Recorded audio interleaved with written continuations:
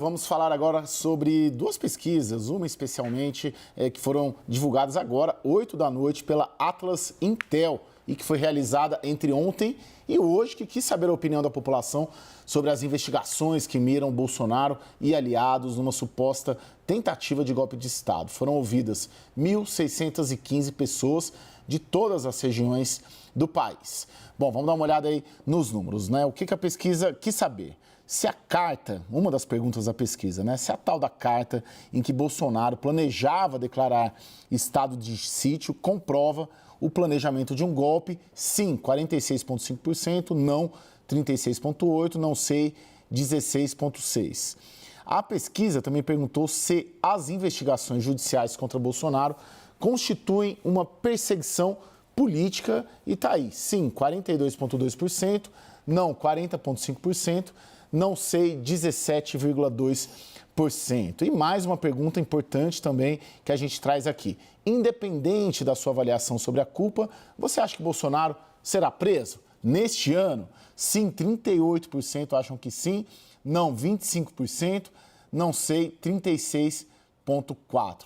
E a Atlas Intel, numa pesquisa divulgada conjuntamente, focada muito mais na imagem do judiciário, perguntou a avaliação, né, dos entrevistados sobre o Poder Judiciário. A pergunta exata foi: você confia no trabalho e nos ministros do Supremo Tribunal Federal? Daí, em janeiro de 2023, olha ali a curva, né? 45% dos entrevistados disseram confiar no trabalho e nos ministros do Supremo. E agora esse número caiu para 42%, enquanto em janeiro de 23, 44% não confiavam no Supremo. E neste mês o número saltou para 51% e 11% não souberam responder, não souberam dizer em 2023 e agora são 7%.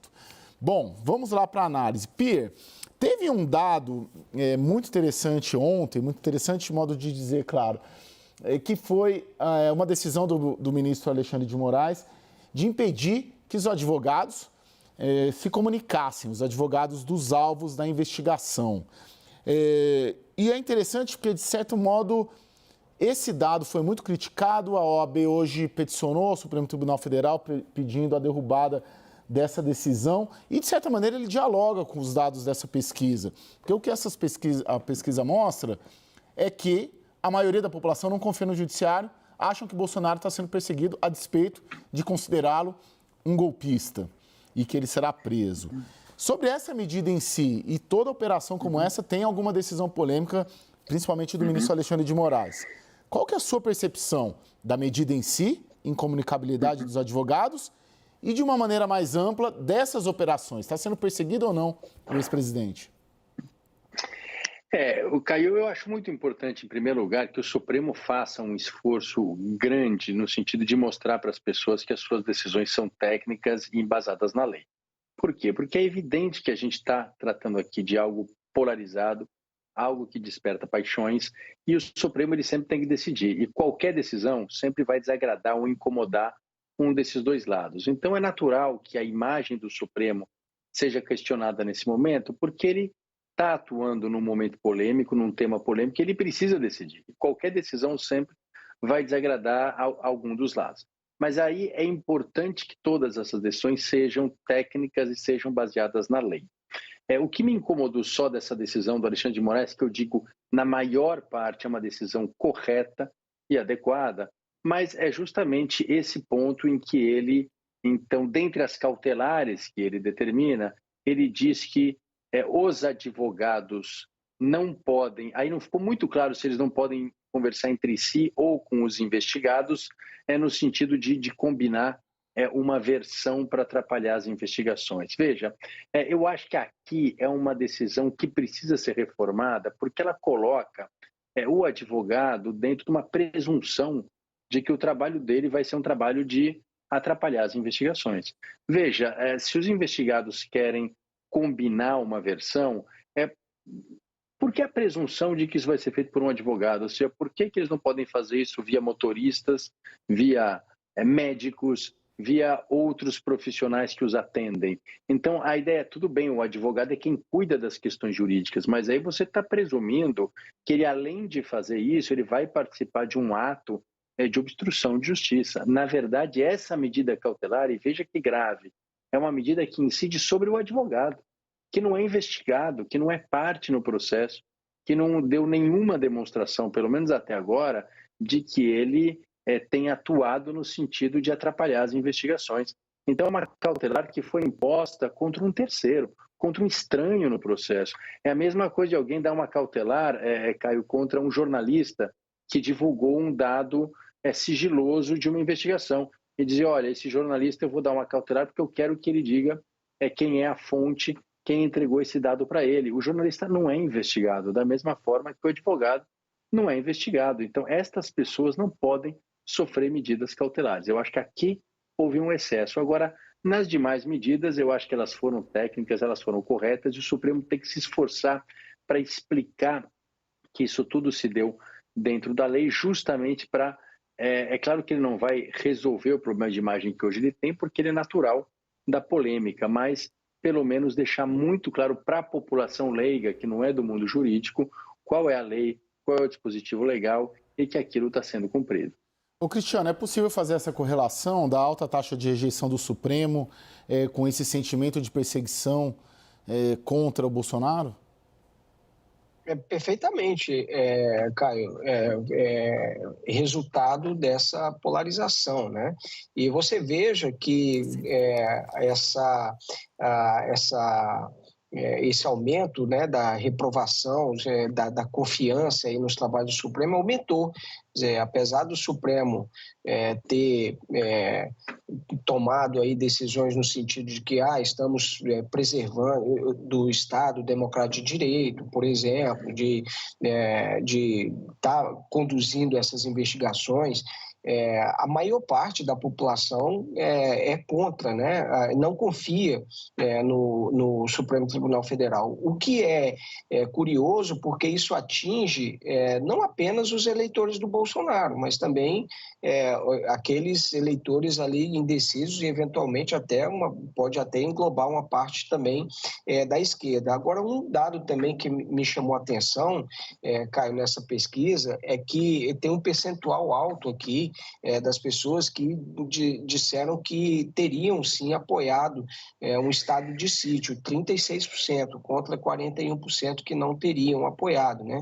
Então é um percentual também alto da população, na minha opinião, apesar de ser uma medida que obviamente é ilegal, feriria, né, a Constituição, mas a gente está vendo que uma parte importante aí da população apoiaria essa medida, o que me chamou a atenção.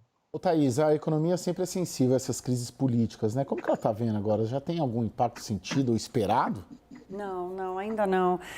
Se a gente toma o mercado financeiro, vamos dizer assim, que é esse termômetro do curtíssimo prazo, né, que é o termômetro nervoso da percepção de risco, não fez nenhum preço, né?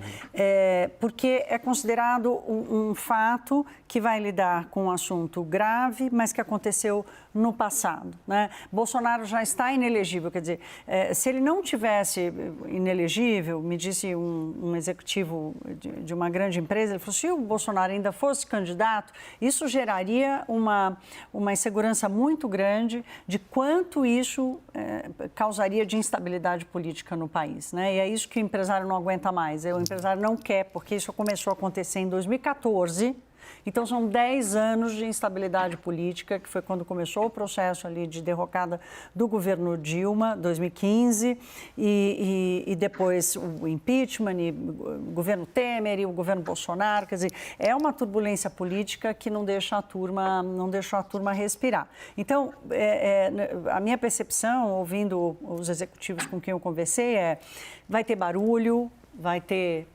questionamento, é grave, mas não dá para saber ainda consequências. E mais, aqueles que apoiaram o Bolsonaro ou que são reconhecidamente empresários ligados à direita, entendem que talvez o fato de Bolsonaro estar sendo cada vez mais isolado num processo que ele vai ter que responder criminalmente, dê espaço para que a direita ache um candidato moderado, isso eu ia te né? perguntar. Um Tarcísio Gomes de Freitas, Sim, que é o sim. sonho de verão de boa parte deles, e que a gente sabe que não vai ser candidato a presidente agora, mas, de qualquer forma, há uma percepção assim constrangida, porque não se fala muito abertamente sobre isso, de que, além de Bolsonaro estar inelegível, ninguém fala contra o bolsonarismo ou a força política. Essa turma que apoiou, né?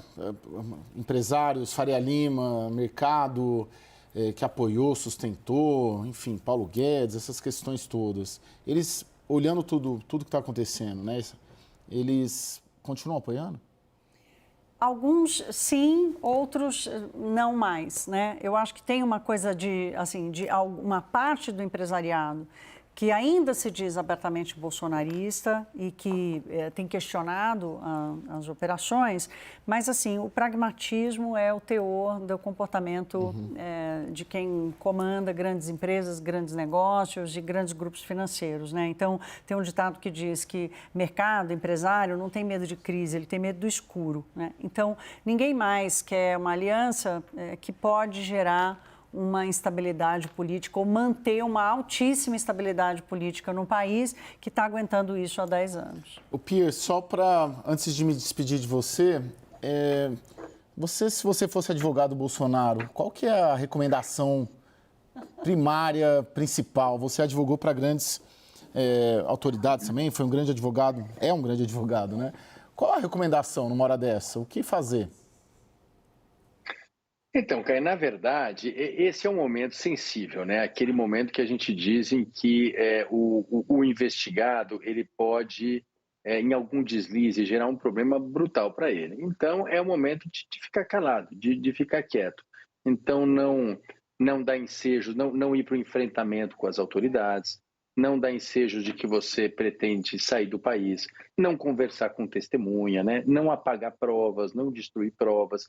Então, é aquele momento em que você está numa situação delicada, você não pode piorar a sua situação. Então, você precisa ficar em silêncio. E eu acho que, nesse momento, ele tá fazendo essa lição de casa exatamente como tem que ser feito. Ou seja, o Código de Processo Penal, ele elenca todas as hipóteses em que pode haver uma prisão preventiva. Elas são muito claras ali. Então, se você seguir essa regra, se você não der motivos para que se suspeite que você está atrapalhando o funcionamento da justiça e que você vai fugir, a aplicação de uma prisão preventiva vai ser arbitrária, vai ser ilegal. Então, basta olhar as regras do Código, basta seguir essas regras e esperar. Agora, quanto ao mérito, eu não saberia te responder, porque realmente eu não conheço os detalhes do que o Bolsonaro fez ou deixou de fazer. Eu imagino que os advogados devem ter feito diversas conversas com ele para entender todo esse contexto e vão buscar aí uma saída para o mérito. Mas, processualmente, o momento agora é de silêncio.